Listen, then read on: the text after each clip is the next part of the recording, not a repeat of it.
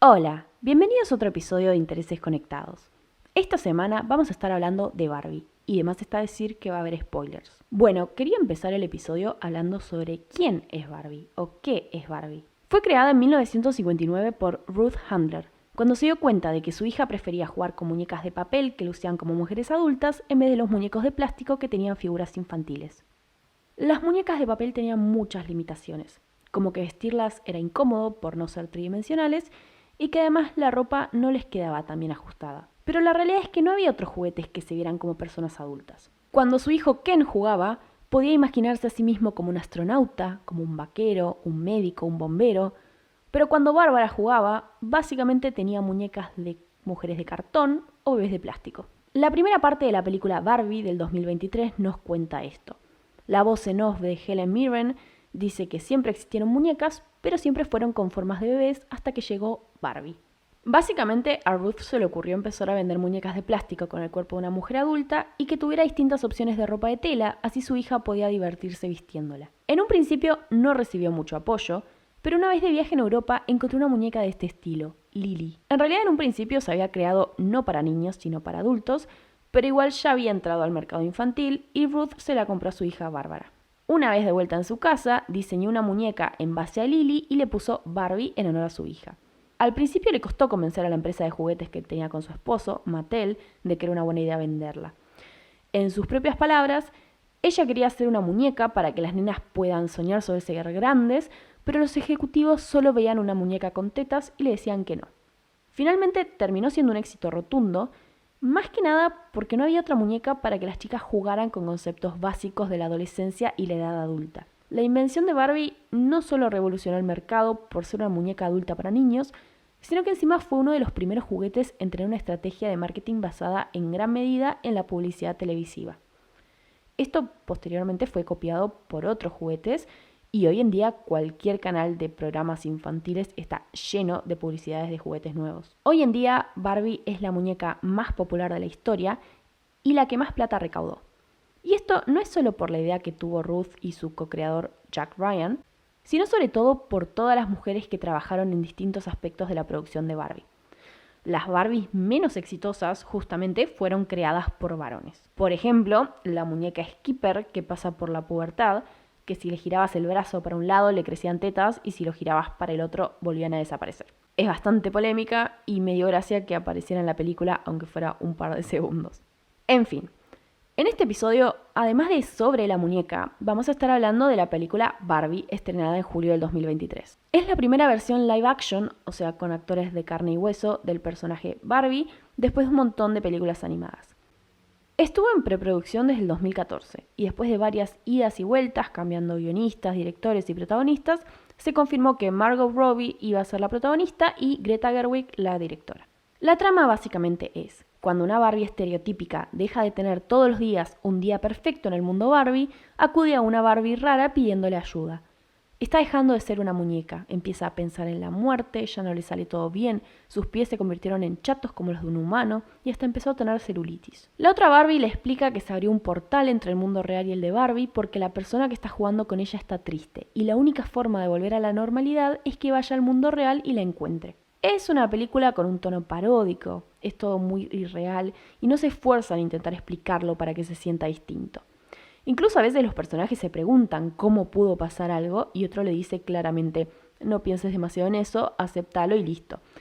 Porque no es importante. Lo que importa es que la trama hace referencia a la historia de la muñeca, planteando un análisis feminista de la sociedad y de Barbie como concepto. Esto es interesante porque Barbie y el género es algo que se viene discutiendo hace muchísimo. Diría que desde que se inventó la muñeca. Siempre hubo críticas y también hubo buenos comentarios sobre el tema. Empecemos hablando de lo malo y voy a dar un par de ejemplos concretos. En 1963 salió una Barbie niñera que venía con un libro que decía en la tapa cómo bajar de peso y aconsejaba no comer. 2 años después, en 1965, una Barbie de Pijama Party también venía con ese libro como accesorio, pero esta vez también había una balanza que marcaba 50 kilos. Se supone que Barbie mide más o menos 1,75, así que 50 kilos sería un muy bajo peso para ella. Con esta situación no fue la primera vez que Barbie fue acusada de ser un mal ejemplo para los chicos que jugaban con ella, porque desde el principio hubo críticas sobre cómo daba una impresión poco realista de cómo debe verse una mujer y que iba a llevar a que las nenas que la veían como un modelo a seguir tuvieran problemas de imagen y alimenticios. Esto no sé si está poco justificado porque la realidad es que un estudio en Finlandia analizó a las muñecas y si fueran una persona real, les faltaría un 20% de la grasa corporal necesaria para que una mujer pueda menstruar. La respuesta de Mattel a todas estas críticas fue que Barbie no tiene ese cuerpo para dar un mal ejemplo, sino porque esas medidas son las más eficientes para crear ropa en miniatura que le quede bien, sobre todo si tiene cierres, broches o cosas así. Por eso necesita un cuello largo, una cintura chiquita y piernas largas. Y esto, la moda, es un tema importante, porque desde sus inicios Barbie fue ante todo un icono de la moda. Era la única muñeca que existía para que los chicos puedan crear distintos conjuntos de ropa comprándole prendas, porque la otra opción eran esas muñequitas de papel o de cartón con ropa de cartón. Mattel ganó mucha plata y popularidad, no solo vendiendo a las muñecas Barbie, sino también toda esa ropa para que se ponga y todos los accesorios posibles de imaginar. Es un poco como el modelo de negocios de las cafeteras con cápsulas. La verdadera ganancia no es vender las máquinas, que incluso a veces están con mucho descuento, porque el verdadero negocio es que tengas que seguir comprándoles las cápsulas compatibles para poder seguir usándola. En el caso de Barbie, la muñeca se vendía relativamente barata para que gastes en más ropa y accesorios. Bueno, sigamos. Otra controversia fue en 1992 cuando salió la Barbie Teen Talk. Una muñeca que tenía tantas combinaciones de frases posibles cuando hablaba que casi todas eran únicas. Una de todas estas frases era: la clase de matemáticas es difícil, lo cual trajo muchas quejas porque podía implicar que a las mujeres les cuesta estudiar matemáticas. Y esto fue bastante parecido a lo que pasó en 2014. Dentro de una colección de libros que básicamente se llamaban Yo puedo ser y eran sobre distintas carreras, salió uno que se llamó Yo puedo ser una ingeniera informática. La historia incluía que Barbie era mala usando computadoras y tenía que pedirle ayuda a dos amigos varones para arreglar dos computadoras que había infectado con un virus. Y volviendo al tema de cómo se ve Barbie, en 1997 diseñaron un nuevo molde para su cuerpo, haciéndole un poco más ancha la cintura. Mattel dijo que era para que la ropa moderna le quede mejor, pero probablemente haya sido también para que haya menos críticas a su apariencia. Hoy en día existen Barbies con 22 tonos de piel, 94 tipos de pelo, 13 de ojos y 5 moldes de cuerpo. Hay Barbies más altas, más bajas, con más curvas, hubo en silla de ruedas y desde 2023 con síndrome de Down. Así que en la actualidad ya no podemos quejarnos tanto sobre cómo se ve Barbie. Y sigamos enfocándonos en lo bueno. La realidad es que Barbie fue muy importante en el mundo de los juguetes. No solo fue básicamente la primera muñeca adulta con la que sobre todo nenas podían imaginar cómo iban a ser sus vidas, sino que encima les permitía soñar con posibilidades nunca antes vistas. Barbie salió en una época en la que las mujeres en Estados Unidos no podían ni tener una tarjeta de crédito propia, y aún así ella era soltera y tuvo una casa propia, un auto propio y un montón de carreras, como 200. Algo que me pareció interesante compartir es que en su búsqueda de que Barbie sea vista como un buen modelo a seguir, Mattel lanzó en el año 2019 un programa para generar conciencia sobre algo llamado el Dream Gap. Desde como los 5 años las nenas empiezan a dudar de su propia inteligencia y los nenes no. Y esto llevaría, según estudios, a que los nenes sueñen con carreras que se supone que requieren más inteligencia y que haya menos mujeres en esos campos. Entonces Mattel dona plata para organizaciones que intentan achicar estas brechas. Ahora, el género también es algo que se problematiza en la película. Y era algo esperado, sobre todo sabiendo que la directora es Greta Gerwig y que sus películas anteriores incluyeron todas reflexiones sobre cómo es la experiencia de vida de una mujer. Viviendo en el mundo de Barbie, la protagonista piensa que el mundo real es igual. No entiende por qué la persona que juega con ella podría estar triste, porque piensa que las Barbies arreglaron la sociedad creando como una utopía de hermandad y las mujeres del mundo real están felices y seguras gracias a ellas. Todas las Barbies creen eso, y de hecho piensan que si van al mundo real todas las mujeres van a estar contentas de verla y les van a agradecer. Las Barbies pueden ser cualquier cosa y son exitosas en todo lo que se proponen. Gracias a ellas, las mujeres del mundo real viven igual de bien, según lo que piensan. Claro, en su mundo, las distintas Barbies, que son un montón, viven en armonía con el resto de los personajes de Mattel. Son felices, tienen un montón de logros en sus carreras personales y saben que merecen cada una de las cosas buenas que les pasa, porque se lo merecen. Son inteligentes, sensibles y empáticas.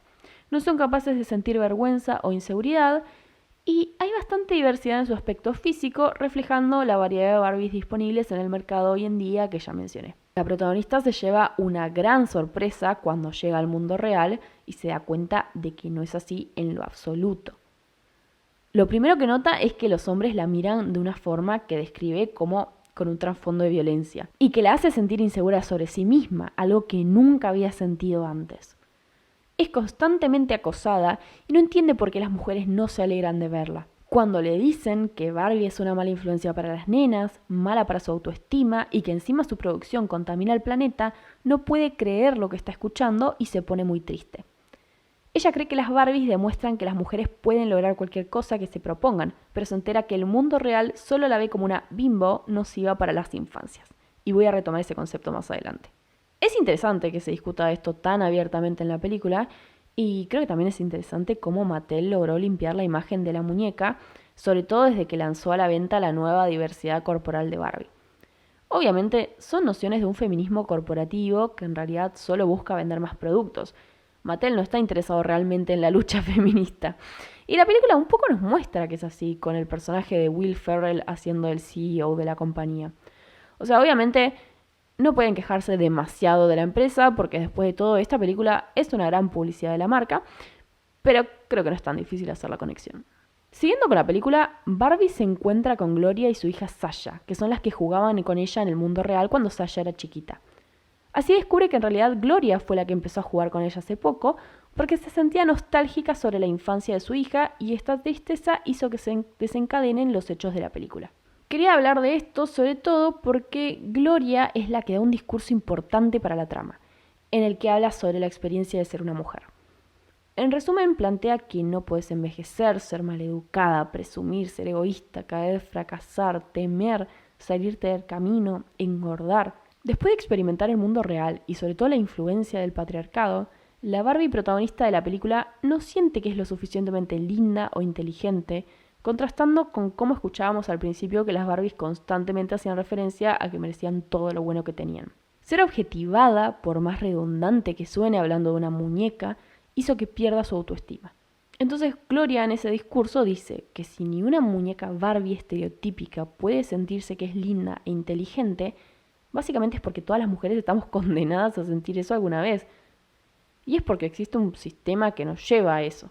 Después de hablar tanto sobre Barbie, creo que es importante hablar sobre Ken. A diferencia de otras historias de origen, en el universo de Mattel, en la historia de Barbie, el individuo masculino apareció después que el femenino, y un poco subordinado a ella. Después de 2 años de nenas mandándole cartas a Mattel pidiendo que haya un muñeco que fuera el novio de Barbie, en 1961 aparece el primer muñeco Ken, llamado como el otro hijo de su creadora. Personalmente, creo que es un poco rara la elección de nombres, pero bueno.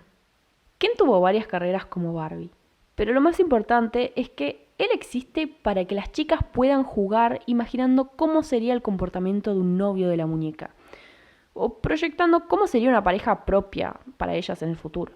Algo importante es que, a diferencia de todos los otros juguetes de la época, los únicos roles que estos dos muñecos no cumplen son padre y madre. Ken y Barbie no tienen hijos y no están casados. Hay muñecos de Barbie y de Ken con ropa de casamiento, pero sería como en el contexto de un sueño o porque son modelos. Ellos nunca se casaron realmente. Y esto es clave, porque Barbie es una mujer joven de unos 20 o 30 años y sus únicas preocupaciones son su trabajo, estudiar, estar a la moda, salir con sus amigas, su familia y su novio. Pero no tiene hijos o una vida doméstica similar a la de los otros juguetes para nena del momento. Incluso en la primera casa de Barbie ni siquiera había una cocina. Igualmente Ruth, la creadora, dijo: yo no quería cambiar el mundo, quería mostrar cómo era. Y esto se nota, porque aunque un montón de cosas de Barbie fueran bastante pioneras, podemos ver el mundo machista en el que surgió. Por ejemplo, cuando Ken fue médico por primera vez, Barbie fue enfermera. Cuando Ken fue piloto, Barbie fue azafata. Pero eso no quita que haya creado un gran impacto en las nenas que jugaban con ella. Y cuanto más avanzaba el feminismo, más empoderada también estaba Barbie. Ahora, como ya dije, en la película vemos escenas tanto en el mundo real como en el mundo de Barbie. Pero es el mundo de Barbie, no de Ken, y esto se nota un montón. Las Barbies tienen posiciones de autoridad y prestigio, están a cargo de todo, mientras que los Kens no hacen mucho. Esto hace que el Ken protagonista se entusiasme muchísimo cuando descubre que el mundo puede funcionar de otra forma. Barbie se siente cada vez peor en el mundo real y atraviesa un montón de situaciones complejas emocionalmente. Él, en cambio, se siente genial, poderoso por primera vez en su vida. Cuando alguien le pide la hora en la calle, se sorprende, porque es respetado simplemente por ser un varón. Dice, ¿por qué Barbie no me contó sobre el patriarcado, que es cuando los hombres y los caballos dominan todo? Dándonos a entender que ni siquiera entendió muy bien cómo es, pero simplemente le agrada saber que está más cerca de tener todo el control en este sistema. Y rápidamente se vuelve adicto al poder. Va a una empresa y dice, quiero el mejor puesto, con más influencia. ¿No sirve ser un hombre para conseguirlo? Y un tipo en traje le dice que lastimosamente ya no es así, que hoy en día el patriarcado sigue funcionando igual de bien que siempre, pero un poquito más escondidas. Son diálogos muy directos, ni siquiera hay que analizar muy profundamente para ver estos temas. Igual me parece interesante porque se nota que Ken piensa que merece cualquier cosa solo por ser un hombre. Pero entonces seguro pensaba que pasaba lo mismo en su mundo, cuando era al revés. O sea, por ejemplo, cuando quiere hacer una cirugía en un hospital, porque piensa que puede ser médico solo por ser varón, implica que piensa que las Barbies médicas no son médicas por tener conocimientos, sino que simplemente son una mujer con ropa de médico y en este mundo que es al revés, él puede hacer lo mismo. Con toda esta información errónea, se va corriendo al mundo Barbie e instala una sociedad patriarcal junto a los otros Kens, lavándole el cerebro a las Barbies. Lo que aprendemos es básicamente que es tan inseguro que quiere tomar el control de esta forma tan violenta, aunque ni siquiera sabe bien qué significa el patriarcado, ni le interesa tanto encargarse de las tareas que implicarían estar en control. Una vez que esta dictadura de Kens es derrotada, las Barbies reinstalan su gobierno. Pero no quieren que todo vuelva a ser igual, sino que quieren ser una sociedad igualitaria. Y está bueno remarcar esto. No estaban viviendo una utopía feminista, porque no había igualdad. Era como un patriarcado, pero al revés. De a poco empiezan a incluir a los Kens en sus tareas diarias, esperando que algún día puedan llegar realmente a la igualdad. Pero la dictadura patriarcal de los Kens fue fruto de ese sistema matriarcal de las Barbies. Estaban tan inseguros de sí mismos porque estaban en un sistema que los ninguneaba y cuando por primera vez sintieron que era posible estar al mando, se volvieron violentos. Entonces, la moraleja en esta cuestión es que ningún género debería estar al 100% en el mando. Esto siempre trae problemas para el resto. Barbie lo es todo y Ken es solo Ken cuando arranca la película, pero hacia el final son seres más tridimensionales y un poco más iguales. En el medio de todo este conflicto de la trama están los otros personajes de Mattel, de los cuales la verdad es que no sabemos demasiado. Está Mitch, la amiga de Barbie que está embarazada, y en su momento fue polémica esta muñeca y tuvieron que sacarla del mercado y volver a lanzarla con un anillo de casamiento en su dedo para que los padres la compraran para sus hijos. Mitch no aparece demasiado. En la película se hacen un par de chistes sobre lo perturbadora que era, porque se le sacaba la panza y de ahí salía el bebé, pero no se hablaba demasiado de ella. También está Alan, que es la pareja de Mitch, y él sí aparece un poco más en la historia, y vemos que no está contento con la dictadura de los Kens, aunque sea varón, e incluso ayuda activamente a las Barbies a restaurar su orden. Estuve viendo que hay gente que piensa que puede ser un personaje que existe como mostrando el lugar que tendría un varón gay en este mundo. No sé. Yo creo que también lo podemos ver como el único muñeco masculino que existe sin tener más copias, porque solo hay un Alan. Entonces no tiene tantas inseguridades y por ende no apoya el patriarcado. Pero no sé, no aparece tanto tampoco. Por ahí me habría gustado verlo hablar con Mitch, que es su esposa en el mundo de Mattel, o, no sé, entender un poco más qué pasaba por su cabeza. Las hermanas de Barbie tampoco aparecen, solo muy al pasar, por ejemplo en esa escena de Skipper. Volvamos un poco a la trama de la película. Yo creo que no es casualidad que una historia así sobre el universo de Barbie salga ahora. Y esto es por varias razones. Para empezar, porque hace unos años que Mattel registra un descenso de ventas de Barbie y calculan que con este estreno van a subir sus números por lo menos hasta el año 2030. Pero más allá de eso, acompaña una tendencia que se está viendo hace un tiempo. En redes sociales se habla mucho hace unos años del Barbiecore, del estilo coquette o hasta de ser una bimbo, que es algo de lo que ya hablé bastante en el episodio 27. Pareciera que cada vez más personas, sobre todo mujeres, están adoptando un estilo hiperfeminizado, tendiendo sobre todo a usar ropa y accesorios color rosa. Es un poco lo que planteaba al principio de los 2000 la película Legalmente Rubia, que fue el tema del episodio 24. Mostrar características femeninas como algo bueno y que no por vestirte de rosa sos una tonta. Esta ideología va como en oleadas, porque en el 2000 pasaba esto, pero en los 2010 hubo un claro rechazo a esta idea de la feminidad y se volvió muy popular ver como positivo no ser como las otras chicas. Ser única y diferente, no querer usar ropa rosa o que te gusten cosas que no se supone que son estereotípicamente femeninas, era lo mejor que podías hacer. Ahora, en cambio, esta vuelta a la hiperfeminización hace que muchas mujeres digan: soy exactamente como las otras chicas y me gusta hacerlo.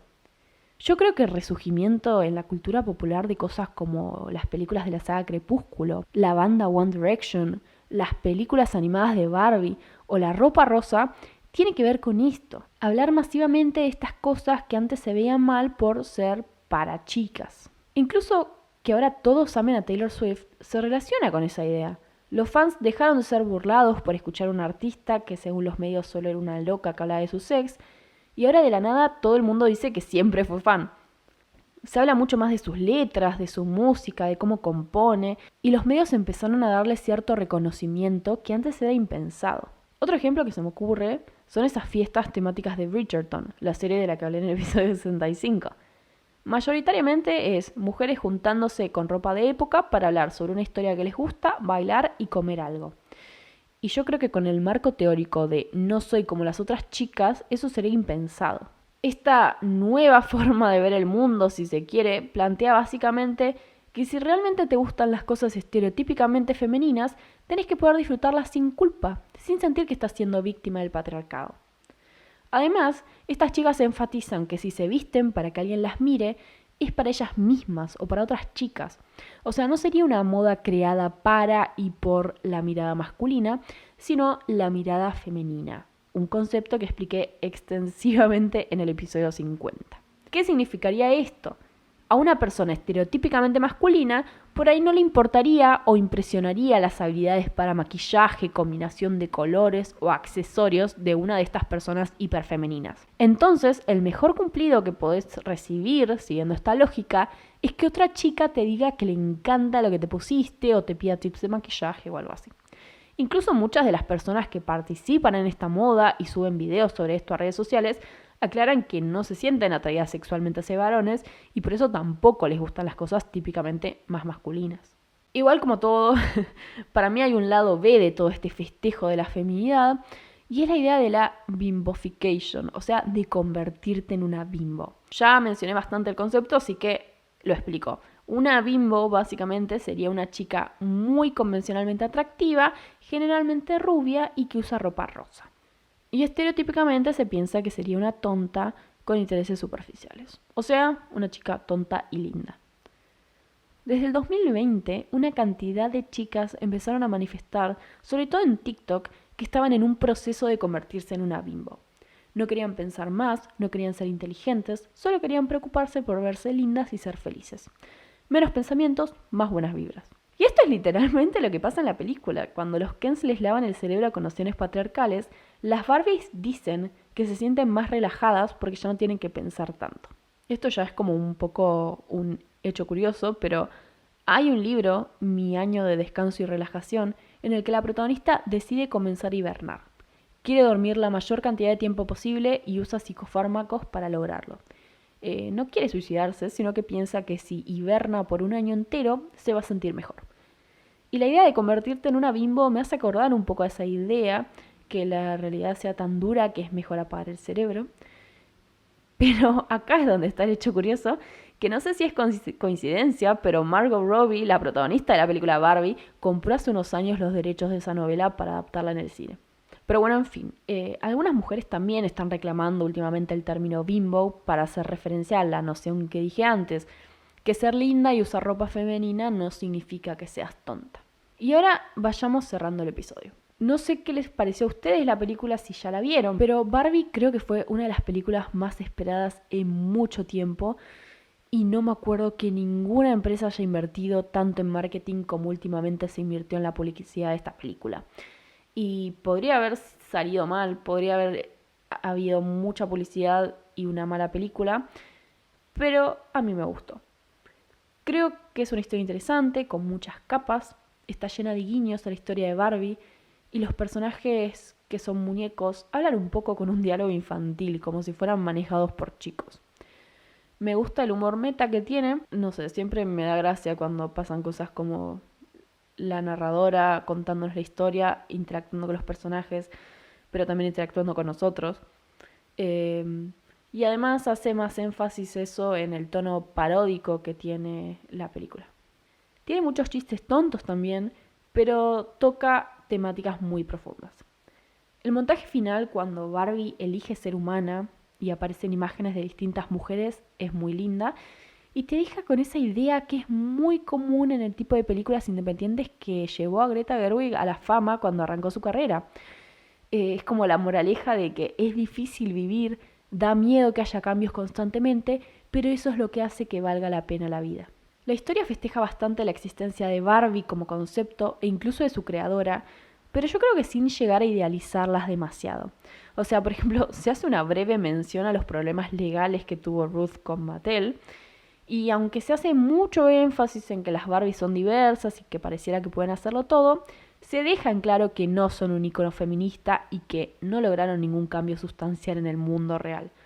Son un producto de una empresa y punto. También me parece muy relevante destacar nuevamente que el mundo de Barbie no es una utopía feminista, sino una sociedad misándrica en la que los Kens no son iguales a las Barbies. Como para que nadie se confunda. O sea, el feminismo busca igualdad, no eso, y creo que eso es algo que terminan aprendiendo todos los personajes. La verdad es una película súper divertida, de mi género preferido, livianita, graciosa, pero profunda. Recomiendo que la vayan a ver al cine con un buen outfit rosa.